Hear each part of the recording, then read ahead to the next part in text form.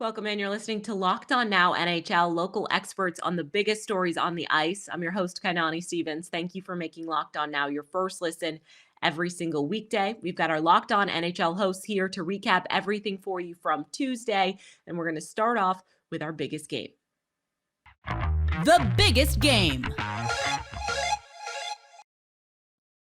The Panthers had to mount a comeback to earn their 8th straight win. This time it came in overtime against Anaheim. Locked On Panthers and Locked On Ducks has more on a thrilling finish. A hot goaltender on the other side for Anaheim, not a problem for these Florida Panthers. What is up, guys? It's Armando Velez from the Locked On Florida Panthers podcast, and the Florida Panthers defeat the Anaheim Ducks by a final score of 3-2 in overtime. In this one, it was where the Florida Panthers outshot the opposition 55-24, and yet another game where the Florida Panthers had a period where they had at least 20 plus shots on goal. That happened in the second period where they happened to tie the game. Their lead, they didn't lead at all in this game until the Florida Panthers got that game-winning goal in overtime. A few mental mistakes on the other end left Sergei Bobrovsky out to dry, though they were dominating possession. But John Gibson on the other side for the Anaheim Ducks, 52 of 55. What a stellar performance by John Gibson, really challenging these Panthers. Anthony Duclair gets 2 goals in this one, including a power play goal, which now makes, for the first time in his career, 30 goals for Anthony Duclair's career. And this is a guy who's been hopping from team to team before getting settled in Florida. And of course, the game-winning goal, Jonathan Huberdeau getting a steal off Troy Terry and then getting the game-winning goal on a second attempt on John Gibson. So now the conversation continues for Jonathan Huberdeau as he continues to make a race for the Hart Trophy for the league's MVP. So listen to my recap of this 3-2 win over the Anaheim Ducks. Make sure to listen to me and Jacob Winans on this Wednesday edition of the Locked On Florida Panthers podcast. We'll be discussing more about this 3-2 win over the Anaheim Ducks. John Gibson had his best performance of the season, but it wasn't enough against the Eastern Conference's top team.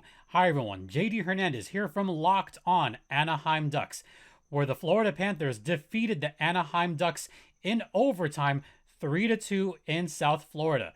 John Gibson was spectacular in net, but also give credit to Troy Terry and Trevor Zegras. Zegras with another assist that puts him second in the league in points with 55.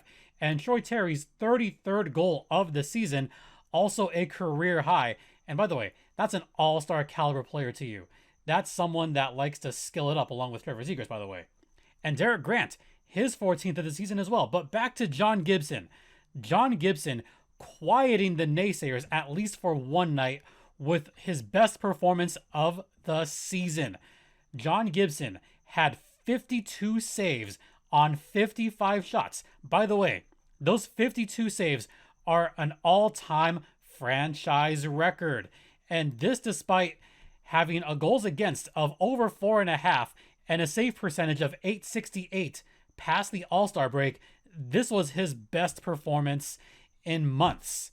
In his 19th game post All-Star break, he unfortunately has a record of 2-14-3. But this was the performance that could turn things around for John Gibson for next season. And their next game comes at Tampa Bay, where we will see Ryan Getzlaf and Corey Perry reunited. Tune into tomorrow's Locked On Anaheim Ducks for more on this one.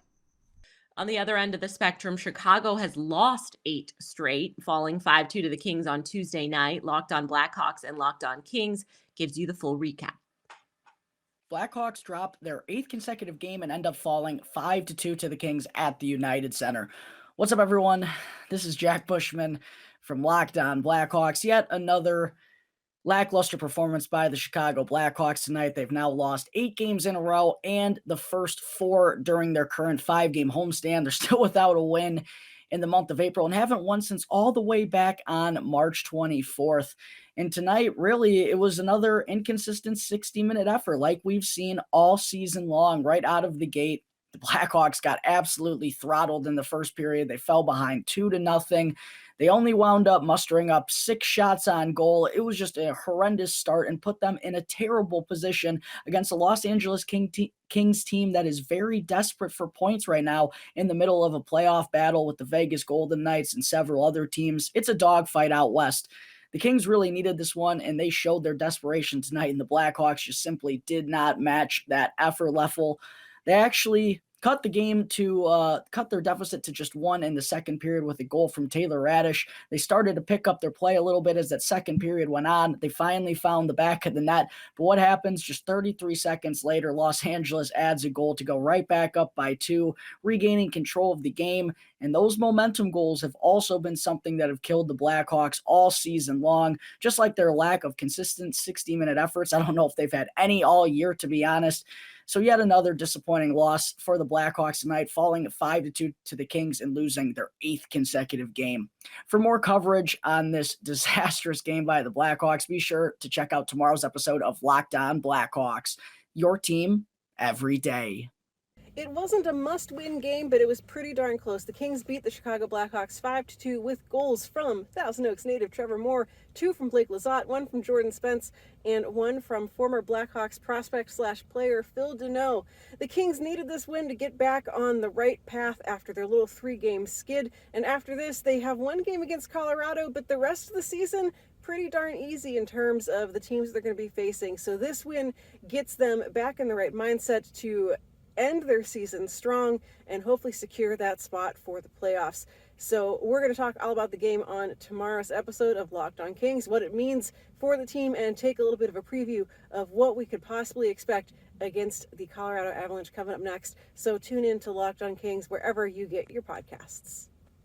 The Washington Capitals blew out the Flyers with 9 goals last night, and Locked On Capitals takes you through how Washington made it look easy. Locked On Flyers is in as well with the losing side. Hello, this is Dan Holme from Locked On Capitals. Will the Washington Capitals continue to do Washington Capital things? And what is that? Win games, and they won big tonight. 16 of Washington's 18 forwards recorded a point against Philadelphia. It marks the 5th instance in franchise history the Capitals have had 16 players record a point in the same game. The Capitals extend their win streak to 4 games during the streak, which began on April 6th against the Tampa Bay Lightning. Washington has outscored its opponents 23-10. That's right, the Washington Capitals destroy the Philadelphia Flyers 9-2. It was a game that saw 2 goals from Eller, Hathaway, Larson, Oshie, Ovechkin, Sheary, and Faravari. The offensive firepower was firing on all cylinders, and it made the decision on who the number 1 netminder in Washington that much more difficult, as Ilya Samsonov made 19 saves on 21 shots. This Washington Capitals team doesn't know how to lose anymore. This team that just a couple weeks ago was all doom and gloom is poised to make a really great run at the playoffs. They play the Maple Leafs next. It's going to be a big opponent, and the Capitals will be ready. Keep it locked on to Locked On Capitals, and I will keep you updated on all the news on your winning Washington Capitals, your team every day. Ottawa snapped a 3-game losing skid with a big night out of Tim Stützle. Locked On Senators tells you how Ottawa got it done. For the 3rd time in 12 days, the Ottawa Senators have beaten the Detroit Red Wings. I'm Ross Levitan from the Locked On Senators podcast, recapping a 4-1 victory in Detroit in a game that was probably closer than the score indicated. Ottawa had 2 empty net goals, both scored by Tim Stützle, both in the final minute and 5 seconds of this game, but Ottawa also never trailed. They scored first. Austin Watson opened the scoring with less than 5 seconds remaining in the first period. A local goal, you could say, because Michigan native Josh Norris gives the puck to Michigan native Austin Watson, who scores in Detroit. So that's always fun to see. And after Bertuzzi tied it up for Detroit on a power play in the second period, Ottawa went to work. Not even 3 minutes later, it was Drake Batherson in his return from an illness where he lost over 10 pounds in the past week. He picks up right where he left off, getting a goal there. Tim Stützle scores both empty net goals in this game. So you're looking at a situation where the Senators are starting to feel good against a divisional rival that people are quick to point out is further along in their rebuild. I would say no way. You look at a minus 75 goal differential for Detroit. That decor outside of Mo Seider, wow. A lot of pieces coming, but the pieces you're seeing contribute for the Ottawa Senators in wins like this, 3 points for Stützle, game-winning goal for Drake Batherson, Josh Norris an assist, a guy who also had a hat trick the last time these two teams met. You're seeing the future play out right in front of your eyes. So it's a fun team to watch. The Senators with a win, which doesn't really matter in the standings, but it certainly is good to always win those divisional rivalry games. And we're trying to pump the rivalry up here. Hopefully it's a fun one between the Detroit Red Wings and Ottawa Senators for years to come. But we're going to break this one down on Locked On Senators tomorrow. We also have Craig Button coming up on Friday's show. He's releasing his top prospects that he does annually. So stay tuned for all that because we've got your team every day. Coming up, the Stars shut out the Champs and the Wild halts the Edmonton hot streak. This is Locked On Now NHL. This edition of Locked On Now is brought to you by Bet Online, the #1 place for all of your online sports betting needs. Definitely want to head over there now that the NBA playoffs are underway and Major League Baseball is back as well. Just head over to betonline.net. Welcome back to Locked On Now NHL. I'm your host, Kainani Stevens. Thank you for making Locked On Now your first listen every single weekday. Now we take another look around the league. Let's go around the league. The Islanders technically got the shootout win on Tuesday night, but the Penguins were the real winners as they gained ground in the Metro. Locked On Pens has more on the dramatic finish and the silver lining. Well, at least there aren't any shootouts in the playoffs, right? Hey, everyone, I'm Hunter Hodes here with the Locked On Penguins podcast after the Penguins drop a 5-4 chaotic, very wild thriller to the New York Islanders in a shootout. This was the game where the Penguins, I thought, were the better team for most of regulation and overtime, making a power play.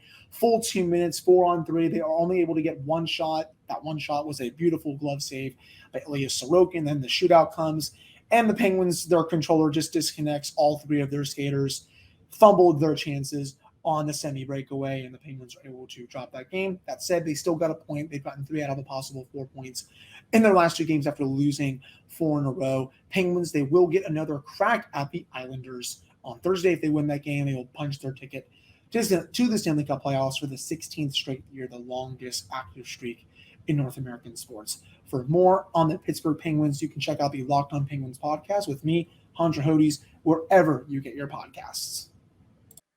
It all came down to one goal between the Sharks and Predators, and Nashville came out on the winning side of things. Locked On Predators talks about the victory and the playoff implications. It was a night of shots, scrums, and saves as the Nashville Predators took on the San Jose Sharks tonight at Bridgestone Arena. Hi everyone, I'm Ann Kimmel from Locked On Predators. The last time these two teams met, Nashville came away with an 8-0 victory. Tonight's game was nothing like that. This was a game full of action except for scoring. Nashville came out, had a lot of offensive zone possession time. They had a lead in shots on goal, but could not find the back of the net. This game was punctuated by several scrums, including 2 involving Mark Borowiecki, who was back playing tonight for Nashville after his injury in the Pittsburgh game. Mixed it up several times. It was a physical game with a lot of offensive chances for both teams. Great goaltending. UC Saros played out of his mind, which is exactly where the Nashville Predators need him to be at this point in the season. This game went to overtime. Ryan Johansson scored the first and last goal of the game on a wide angle shot that ricocheted in the net off of a defender. But you know what? We will take that. The Predators did generate, like I said, some really great offensive chances, but could not find the back of the net no matter what they tried. They're going to need to be able to finish coming down the stretch. They have a very difficult final few weeks of the regular season, and they're going to need to be able to put more points on the board to beat some of these teams they're going to be facing. They did walk away with 2 important points. Preds fans had one eye on this game, and they're keeping one eye on the Dallas Tampa Bay Lightning game because it's all about that wild card spot, and they are in the playoff hunt. UC Saros, peak form tonight. Mark Borowiecki back at it. The Nashville Predators, 2 important points. The Edmonton Oilers have big time star power, but the Wild were able to contain the marquee names and take a win from Edmonton as a result. Our Locked On Wild host goes over the last time these two teams will play in the regular season. So Kevin Fiala and Ryan Hartman both scored twice, which means they're better than Connor McDavid and Leon Draisaitl, right? Hey everybody, Seth Topal, host of Locked On Wild, your daily Minnesota Wild podcast, recapping another win for the Wild, this time 5-1 over the Edmonton Oilers, who came in with a 6-game point streak. Gone. The Minnesota Wild beat the Oilers in the season series 3-0, outscored them 16-5, and guess how many goals McDavid and Draisaitl had combined? 1. The Wild got 2 goals, as mentioned, from Ryan Hartman, 2 goals from Kevin Fiala. They also got a goal from Freddie Gaudreau, and the Wild made this one look easy, just like they have all season against Edmonton. Cam Talbot looked great in net. Jordan Greenway hurt. That's not great, but the Wild pick up a big win at home before a interesting road trip with games against the Dallas Stars and the St. Louis Blues on tap. For more on that and on the Minnesota Wild, make sure you are following Locked On Wild wherever you listen to podcasts. Top prospect Matty Beniers made his NHL debut for the Seattle Kraken last night and picked up his first point along the way. Wasn't going to be enough to beat the Flames in Calgary, though. Our Locked On Kraken host looks to the future after a successful start. Hey Seattle hockey fans, the good news, Matty Beniers has officially made his NHL debut and got his first official, not only NHL point, but Seattle Kraken point. Sets up Ryan Donato for his goal in the game. Unfortunately, the Seattle Kraken drop the game to Calgary. They're on the road, lose the lead, give up an empty netter, lose this game 5-3. We're going to talk about the results, Matty Beniers, and more coming up on Locked On Kraken. The Stars picked up a huge win over the Lightning in their push for the playoffs. Dallas shut out Tampa and got some much-needed points. Locked On Stars goes into how the Stars stopped the reigning champs.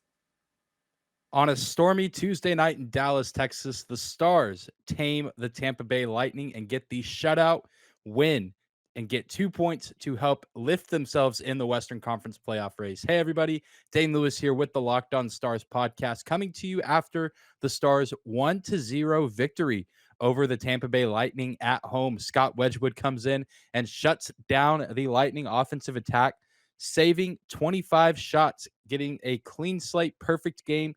Fantastic effort from him, and one heck of a play from the Dallas Stars top line to win the game. Rope Hintz getting the game-winning goal and the only goal of the game. And I said on yesterday's episode of Locked On Stars previewing this game, that it would come down to a battle of the top lines, and the Stars get the advantage in this one. And it's a huge monumental win, as now the Stars get 2 massive points, and every single point matters at this point on in the season. And they're trying to distance themselves from the Vegas Golden Knights and trying to catch up and eventually pass the Nashville Predators to maybe get that first wild card spot rather than the second wild card spot. But this game had a little bit of everything. Both teams go 0-for-3 on the power play. Lots of good looks offensively for both squads, but just a lights out game from both guys in goal, in Wedgwood for the Stars and Vasilevsky for the Tampa Bay Lightning. I mean, he did surrender 1 goal, and that's really what it came down to, is which goalie was going to crack under the pressure first. But we will cover this game in its entirety on Wednesday's episode of Locked On Stars. I cannot wait to see you there. That's going to do it for this edition of Locked On Now NHL. Thank you for making Locked On Now your first listen every single weekday. Make sure you check out Locked On NHL and your team's Locked On podcast as well. I'm your host, Kainani Stevens. This has been Locked On Now.